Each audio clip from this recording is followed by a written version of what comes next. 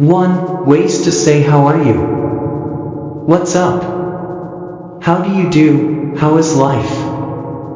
How are you doing? What's new? How is it going? How is everything? What's going on? Bismillahirrahmanirrahim. Alhamdulillahi Rabbil Alamin. Assalamu alaikum warahmatullahi wabarakatuh.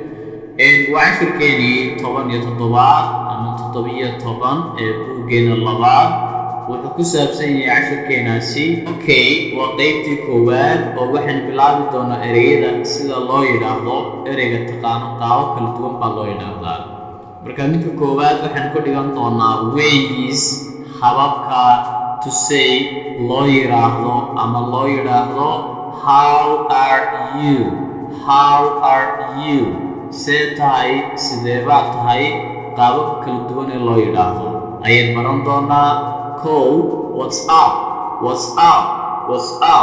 see tahay how's life see tahay what's new see tahay how's everything wax walba waa sidee macnaha sidee baa tahay how do you do see tahay how are you doing